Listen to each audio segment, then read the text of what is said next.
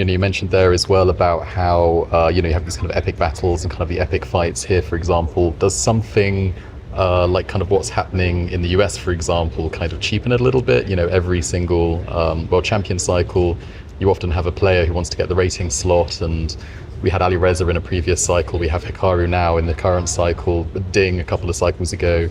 Well, the good thing is that they're all great players who have proven themselves in real tournaments.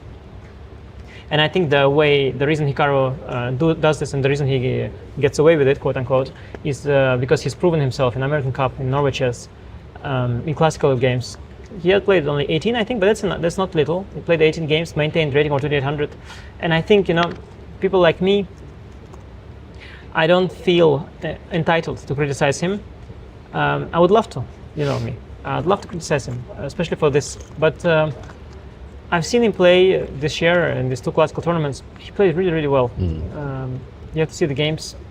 He beat Fabiano, just, outplayed him. He beat Dominguez, outplayed him. These are great players. He played great chess. I don't feel I deserve the spot more than him right now, and therefore I don't feel entitled to criticize him. And maybe that's what's happening to most other colleagues of mine. But even if not him specifically, maybe the idea of how the rating spot works at the moment. Yes, exactly. But because him specifically is okay, well, I guess FIDE will still adjust. I'm not a mathematician, but I think I don't understand. I really don't understand the math behind it. But I need explanation for if you have 0.8 rating that you gain for a rating difference of 400 points. Why, if you play someone weaker, do you still get 0.8?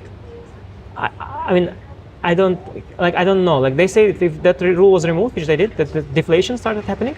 But I think that must. Okay, I don't know anything. It must probably embarrass what I'm saying, but I would think that that's because of some other problem in the system that has to be then maybe fixed instead of, because now I see there are two problems. Maybe they balance each other out, or I don't know. Maybe it's very stupid what I said. There are real mathematicians working on this, and I have no idea. I wish somebody would educate me on this.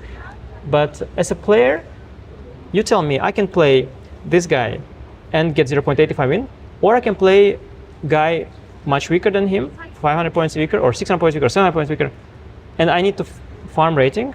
I pick the lowest one, of course. When I try to farm on chess.com, even. Okay, sorry, Lichess you are.